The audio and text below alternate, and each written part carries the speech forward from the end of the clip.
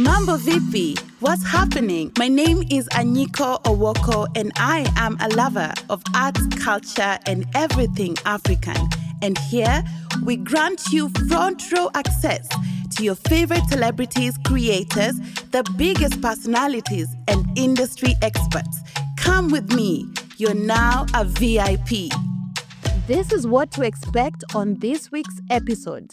People could end up forgetting, especially when you're thinking through your events, is like the invisible infrastructure.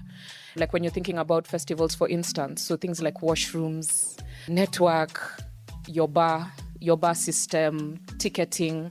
Because most of the time when you're thinking of an event, especially like on the music front, you're just thinking about, or most people don't put into consideration the hottest artist and have the hottest lineup. But a lot of people don't put into consideration that those invisible things are the thing that make the event a success. Something that's overlooked easily is security, because that's where you see we have lapses whereby, unfortunately, we have stampedes. The biggest problem that we have right now in our industry, unfortunately, is we don't have the right personnel to handle a crowd management. We might have the bouncers, yes, we might have security at every checkpoint, but they really don't know how to handle crowd management. That's why you have situations whereby tickets run out at an event, so there's no one to communicate with the team and tell them, okay, this is the alternative that we've gone for. But the community you create with your audience from when you start, how you speak to them, how you treat them, involving them in the conversation also makes them understand when there's adversity, so that they're not looking at you like an entitled producer who's just taking advantage and not saying anything. So that was a good lesson to prepare for something like that. But truly and honestly, the community has been very supportive of the work, and even when there are things that go wrong, they always give feedback from a place of love. Hey yo, what's up guys? Thank you so much for coming back to VIP Access. It's always amazing to have your company. And I'm really excited because we are getting into part 2 of a conversation that we started on the podcast last week about event production, artist bookings, and managing the fan experience. This week, we just want to take things a step deeper. And today, we're going to go beyond the spotlight to uncover what truly shapes a live event. From the precision of production teams to the expectations of artists and the energy of the crowd, we're going to break down the elements that define a successful show. When we talk about the spotlight this week, which is events, I have quite a diverse group of speakers who are also representing various facets of entertainment, culture, events, and what it takes to just build from scratch. Gathoni Kimuyu is a producer and comes from the world of TV and theater. Frankie Theuri is an accomplished event organizer and promoter, but I'll also say really great talent manager. And when it comes to artist bookings, he's quite the voice of authority. Diane Ywaya is the communications manager at GoodTimes Africa, the company that produces blankets and wine. And as a communications expert, she brings in a lot of insight as to how you can build the brand of your event from scratch to a level that can communicate to audiences across regions and globally. So back to our conversation of this week, which is a continuation from what we started the podcast last week. We're going to focus on the often unseen relationships between organizers, talent, and audiences. The subtle dynamics that can elevate or undermine an experience.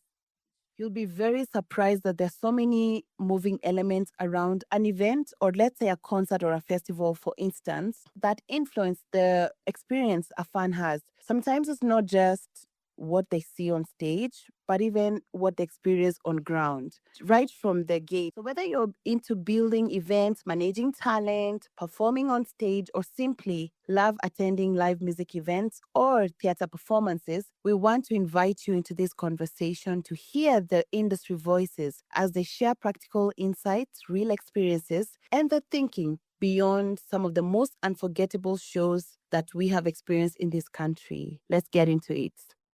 You have been working at Soulfest this year as well. Yes. Would tell us about that. I've been fortunate enough to work for Soulfest from 2022 till now.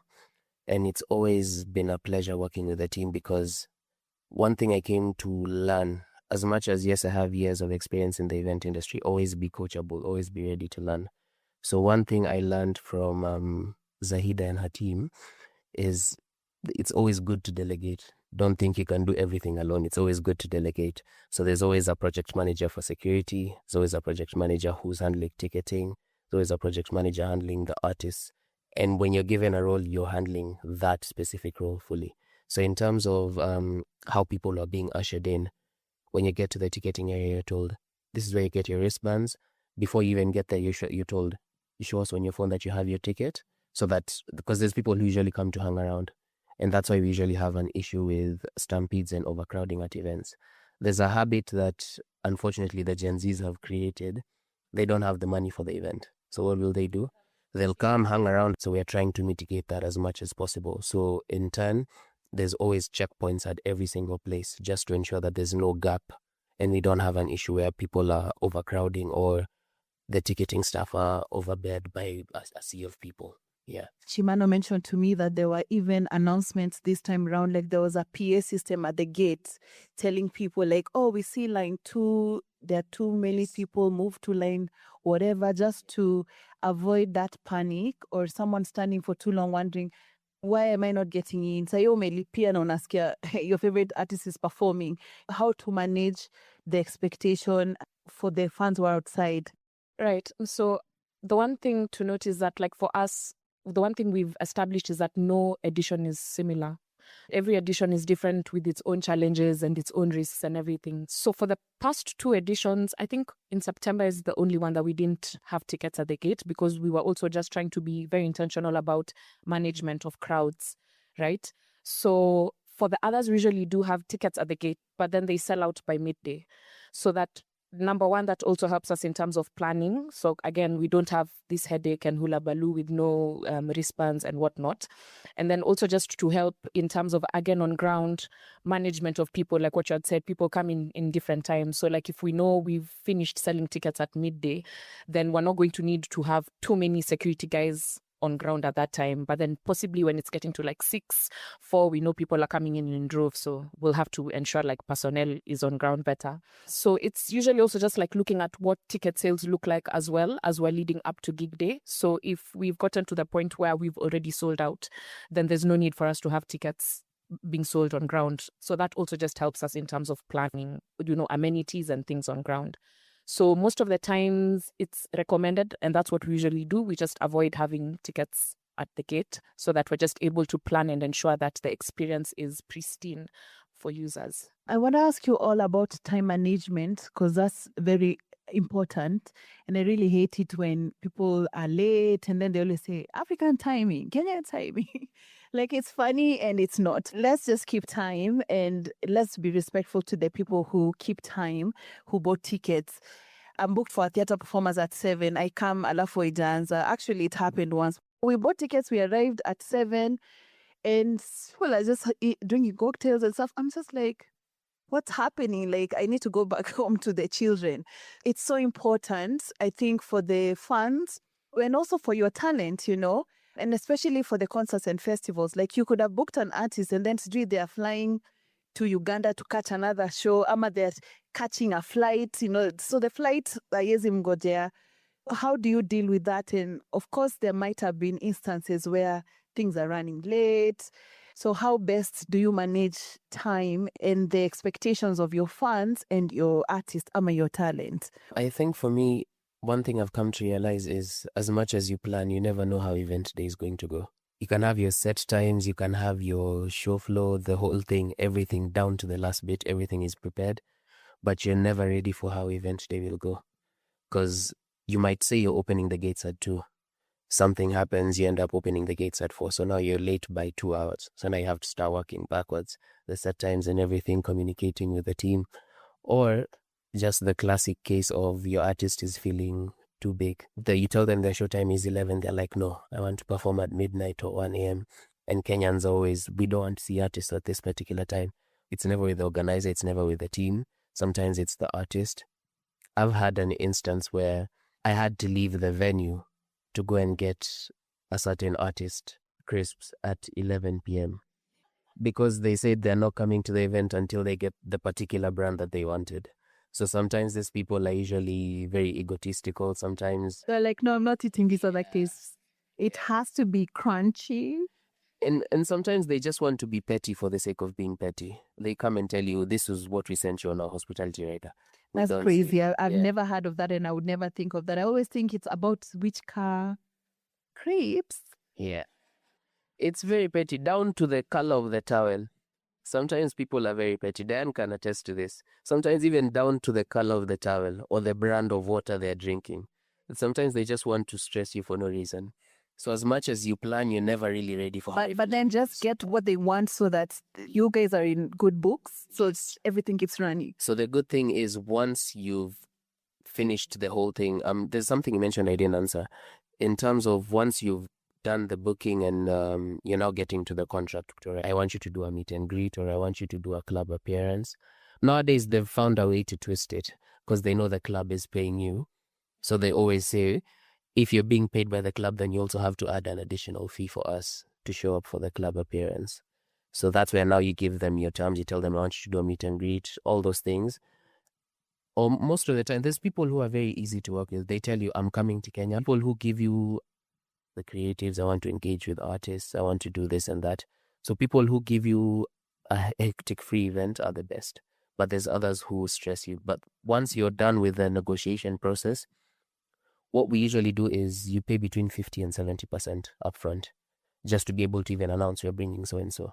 Then the balance you can even pay them on the week of or when they land in the country.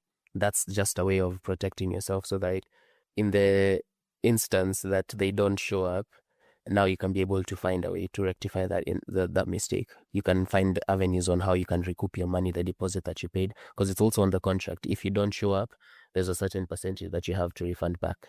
Yeah. When it comes to time for theatre, I think it's pretty cutthroat. I think the rules in theatre are almost the same as the ones at cinema halls. So most times you'll find maybe 10, 15 to 20-minute delays. And besides the Friday night show, for example, which a lot of times people will be late because they're caught up in traffic. But most times theatre shows will start on time. I think it's quite a big blessing actually that they're very planned. It's 2 hours or 3 hours and we're done and out and gone. So I think for us as a festival, when it comes to time management, we're very intentional about, like, first of all, just letting people know the time slots they're going to be playing as they're signing their contract. So by the time you're coming, you already know this is your slot.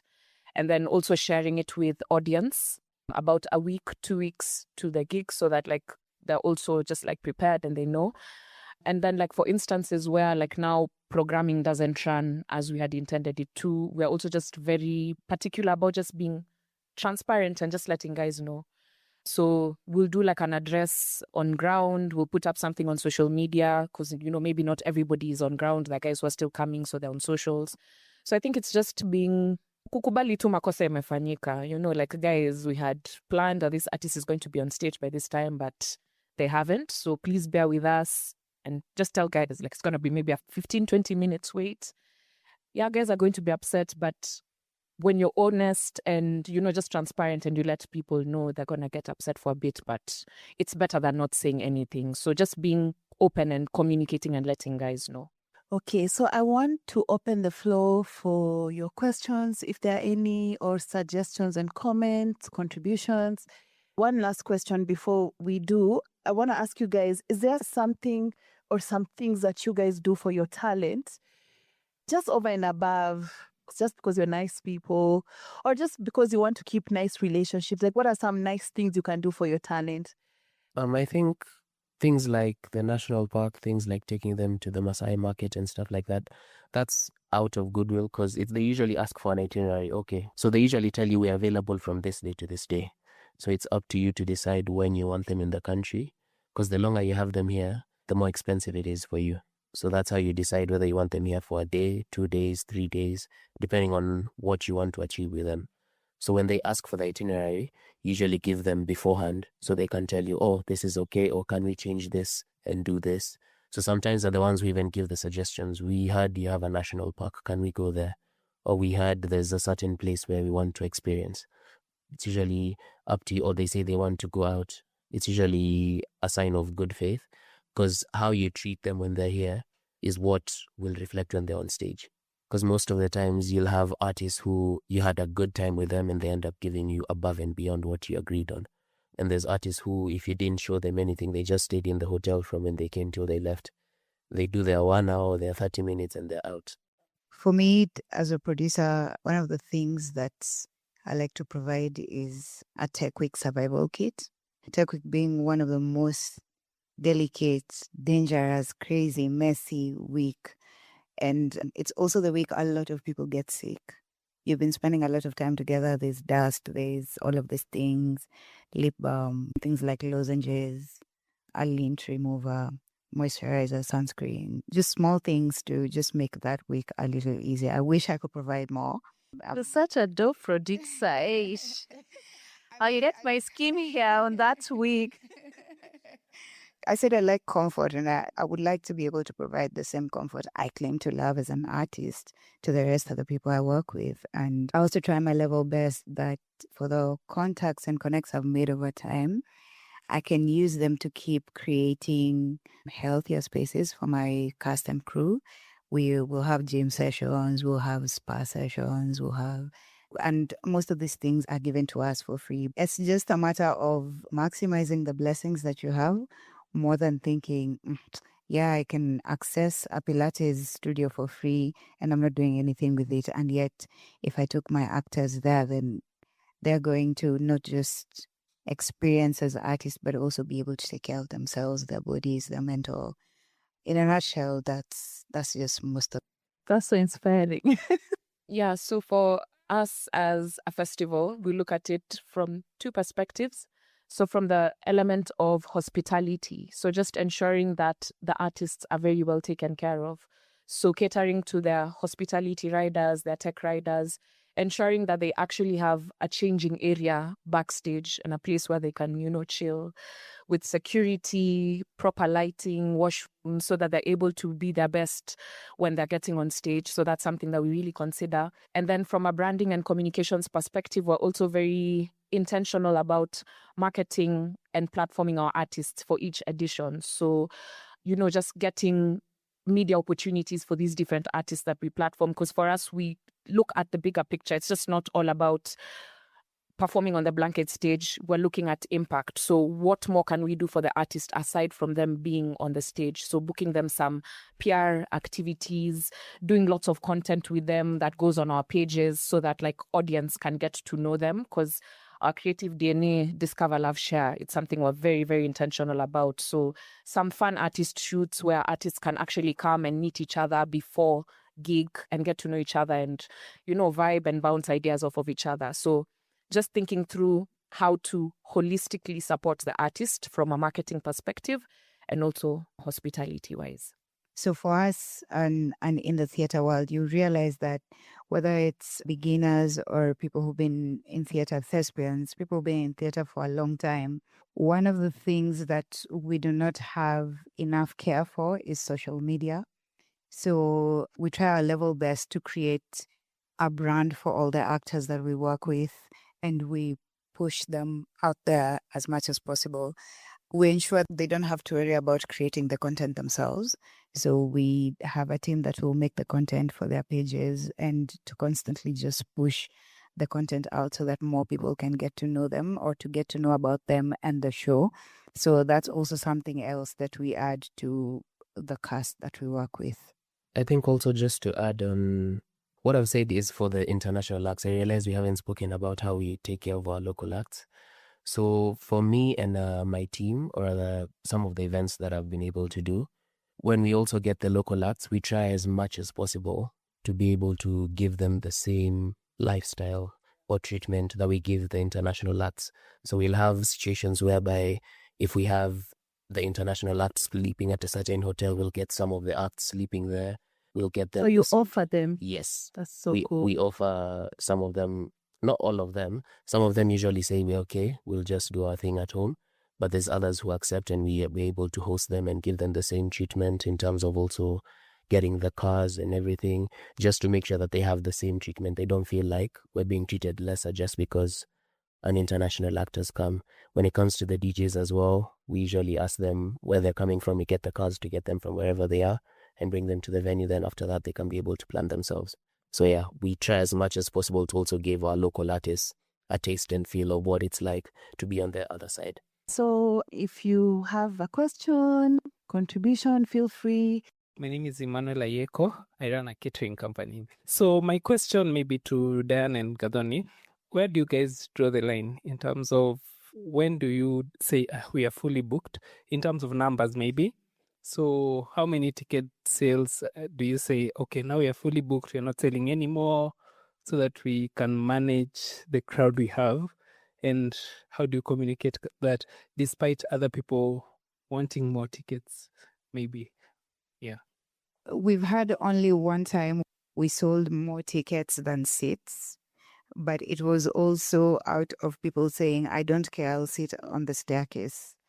But with theater, for example, when we're doing, say, Jane Bavan, we know for sure we want to sell between, it's an 810 seater, so we want to sell between 750 to 780 tickets. And we have that buffer of, in case there are people who they want to buy like at the gate for 20 people, for 30 people, then there's that space. But we barely ever sell more than the seats we have. For us guys, again, as I said, each edition varies. So when we're thinking through our ticket modeling, so there's already like a number we've already set internally that we have to hit. And when we're setting that number, we're for one thinking about the comfort of the user of the festival. So that would be the working teams, the artists, the attendees. So when we're setting that number, that's what we're thinking about. And number two, we're also usually just thinking about, again, the comfort. There's no need to oversell and then people come and have a not so great experience, right? And then we're also always communicating to our users how the tickets usually go. So we usually let guys know the different waves. So we'll start with the super early bird, going to early bird. And in the past, we would even tell people the duration of time these tickets would be online, right? So that users are also able to prepare themselves. But as time went by, we realized Kenyans are Kenyans. We like last minute things. So even if we tell you guys the super early bird ticket is going to be there for a month, y'all are still just going to come and buy the comfortable for the user. So it's just, again, just thinking about how to make the experience comfortable for the user. That's always what we're thinking about. So it's not about how many tickets we're going to sell. No, it's what's the experience going to be like for the ticket user. Hi everyone, my name is Tabitha. I run a film production company called Africa Media Hive Limited. I have two questions. Number one, when you're thinking about the math and you're thinking about investors, and especially if you're starting in afresh, how do you convince investors to put money into your events? And number two, is that the one thing that you look at to decide how much you're going to sell the tickets for? So when we're doing the math earlier, it's pretty different because we barely have sponsors. So when we're doing the math, we budget against tickets, ensuring that for sure we must sell out, or we must sell a specific number of tickets so that it can be able to cater for the expenses. For events and festivals, it's a bit different because number one, make the investor give you the money that you need to be able to execute what you want to do. And then also, when you're doing your math, you have to remember that whatever let's say, for example, you want to sell 5,000 tickets. In that 5,000 tickets, you have to remember there's an investor, you have to return their money back with interest. And also cater for your running costs for the event and make sure that you also have something left for yourself.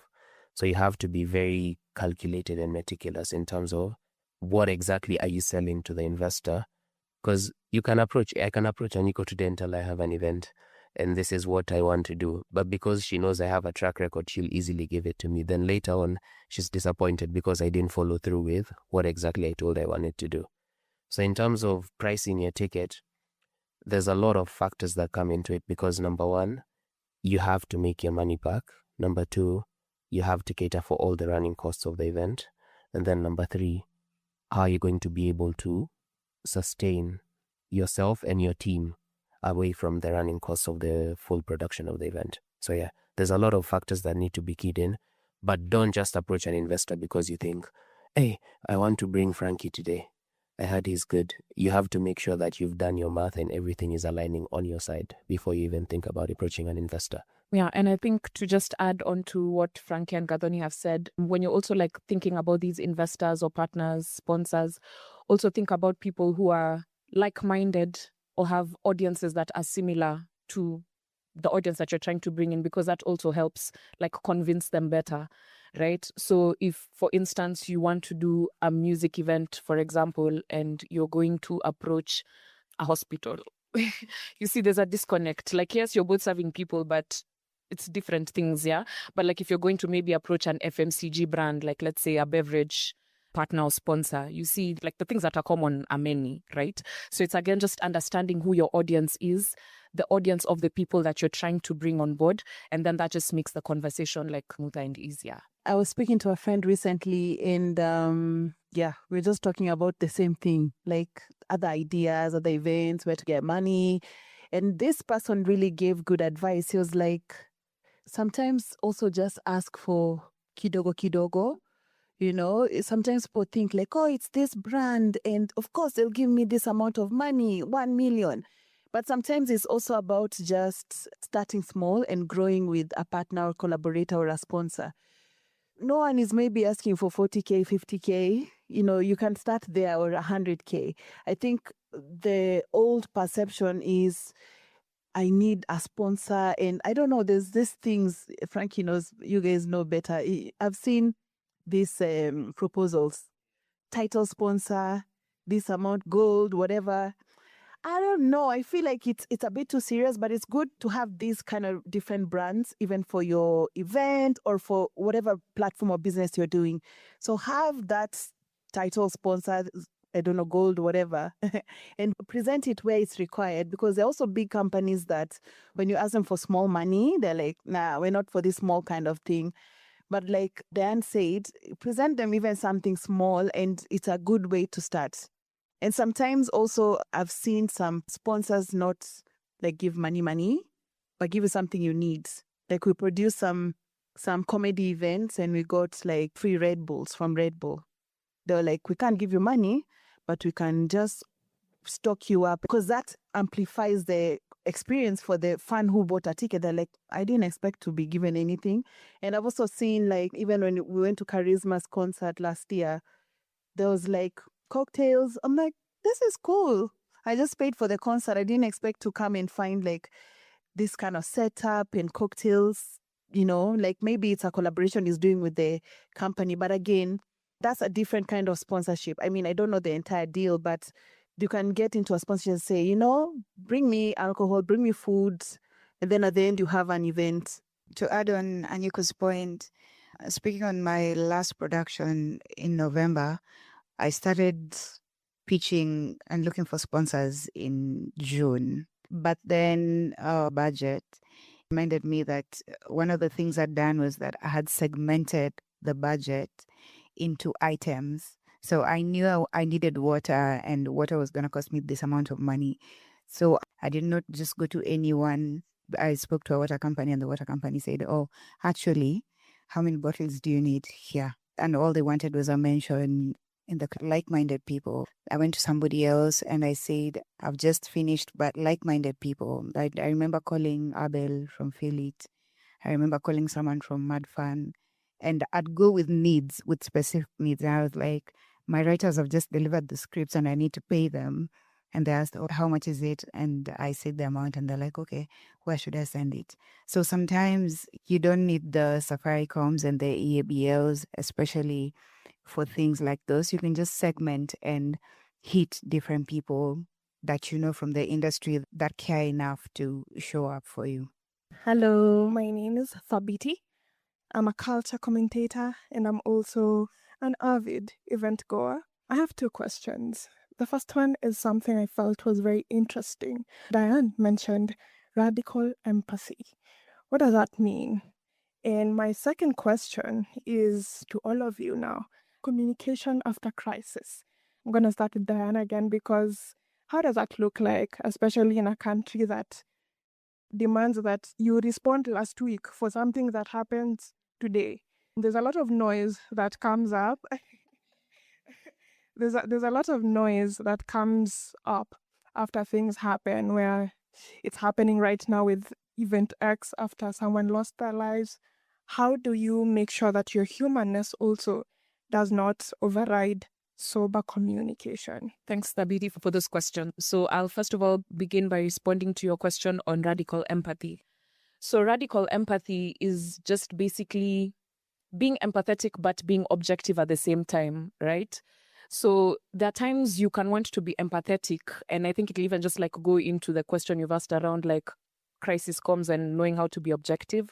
So there are times you can be empathetic, but it can get to the point now you're woye, right? Like, aki woye, watu wa nini, watu wa tech wanataka hii kitu ifanyike but haitafanyika. So am I just going to say yes for the sake of just saying yes because I want to be empathetic?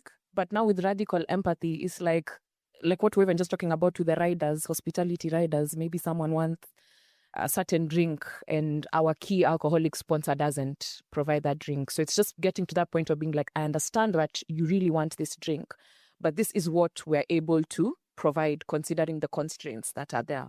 So being human, acknowledging this challenge that these different teams that you're working with are facing, but being objective in terms of how you're responding to those challenges and giving them solutions, right? For them to be able to do the work and for the festival to become what it's supposed to become. In regard to your question on crisis comms and how to go about it, so I think I just used September. Everybody knows September wasn't hot for us guys. A lot of things didn't go right.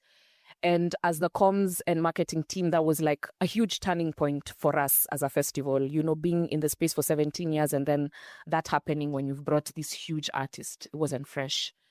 But what we were able to learn was your community is your true north. If your community is not happy and you're not listening to what your community is saying, imagine, hakuna mali utaenda. Like you have to listen to your community, like na ukae chini na useme sawa, ukweli makosa imefanyika. We messed up, but this is what we're intentionally doing to make it better. So like I would again just go back to September. So there are things that were not working. So the bus system wasn't great. Network was an issue. Flow of bodies into and out of the festival was an issue. And so what we did, we took feedback from our ticket holders. We sent out surveys, took that feedback, sat down with it as a production team, and we really took time before we even came back to audience to speak, because as a brand, we always like to speak from an informed perspective that is driven by the experiences that the users have faced.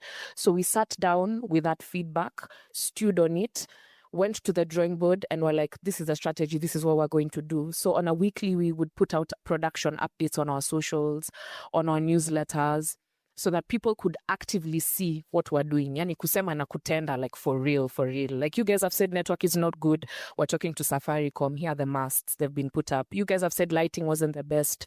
We're putting up floodlights. So like having the proof of the pudding in the eating. Like this is what we've said we're going to do and this is what we're doing.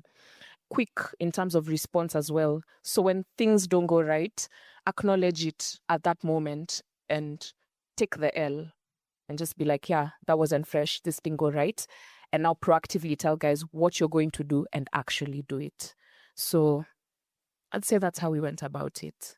So in November of 2024, Mboya, and the auditorium flooded and the ceiling just fell apart and it was raining in between the show, like in the middle of the show.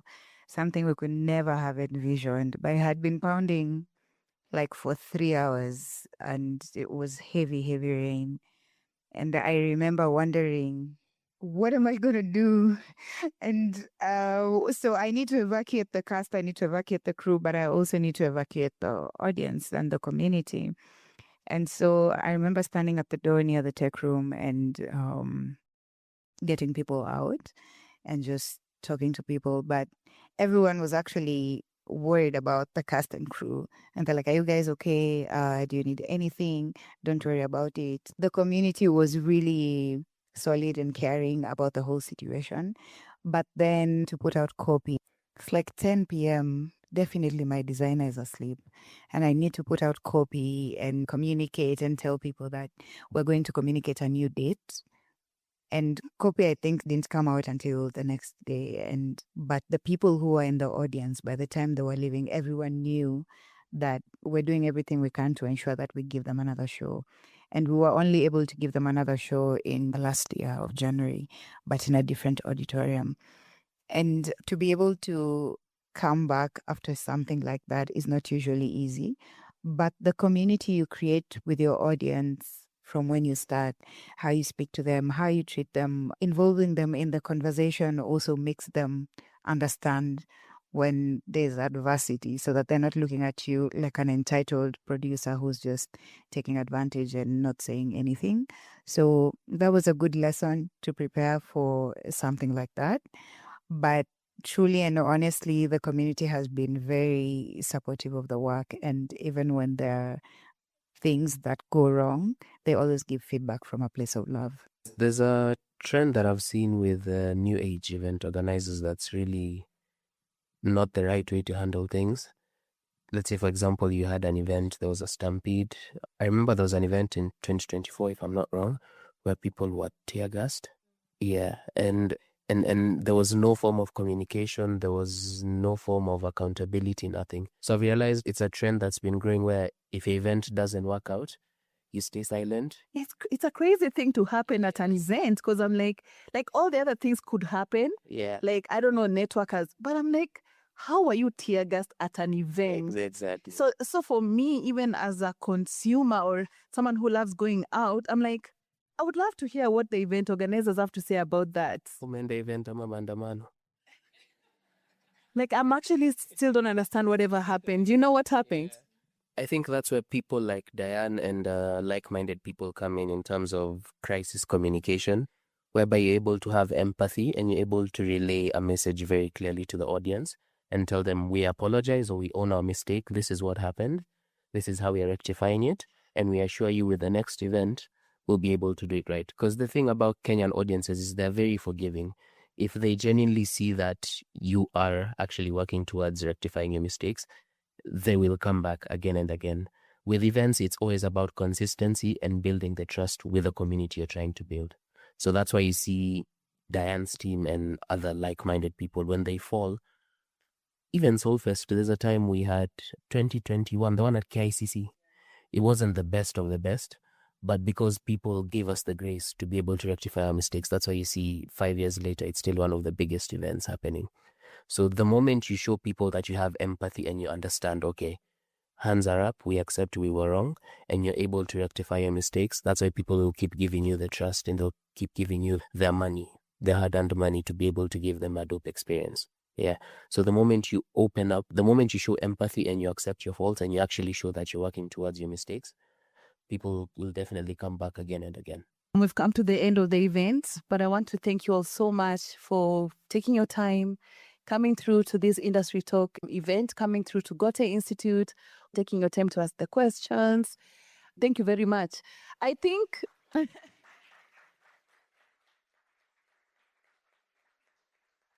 we are just starting the year. The year just started. So there's a lot of things, amazing things that are going to happen event-wise. So make sure you're following everyone to know what's happening where.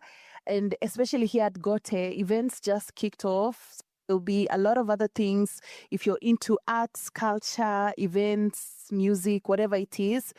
And if you'd like to hear all the other events and talks and conversations that we've had, amazing, insightful conversations with experts, you can please follow on Apple Podcasts, Spotify, or anywhere you get your podcast, even on YouTube. Just search VIP Access and Anyiko and you'll find that podcast, that one. For now, please put your hands together for Diane Ywaya from GoodTimes Africa and Blankets and Wine. Thanks so much. Put your hands together for Queen Gathoni from Taji and To Ali for Birds. And of course, Frankie the Brands from Good Vibes Only. And me, Anyiko, and Goethe Institute. It's been such a pleasure. So we're going to kickstart a series of workshops. So please, we'll let you know. But just if you look at social media, utaona. But let us know what other conversations you want to know about, to hear about. Which experts do you want to see? Which workshops do you want to attend? If you know other people who would like to attend these talks, please share the good news and tell them I went. Something, it was nice. We've been streaming on Goethe Institute Facebook, so you can always go there and reshare the link. Thank you so much.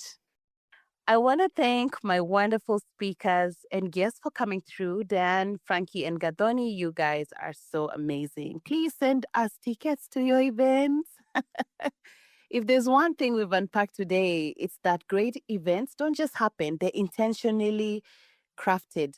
From the smallest logistical detail to the biggest booking decision, every choice shapes how a moment is felt, remembered, and talked about long after the lights go down. Thank you all for tuning in and being part of the conversation, being part of VIP Access. Big shout out to the Goethe Institute Nairobi for supporting Industry Talk, supporting VIP Access Season 5. Now, if you thought that was insightful, we're just getting started. In our next episode, we're diving deep into curating festivals, lineups, and experiences that speak volumes. What's the role of a curator? We're actually going to be having curators of various festivals, not just music festivals, but a film festival and a literature festival. So whether you're planning your next event or just curious about what goes behind festivals that you love, or you just want to be a curator, you don't want to miss our episode next week. Make sure you're subscribed and we'll catch you on the next episode. Thank you so much for being here with VIP Access. Going to be back next week. Thank you. Bye. VIP Access Season 5 is proudly supported by the Goethe Institute Nairobi.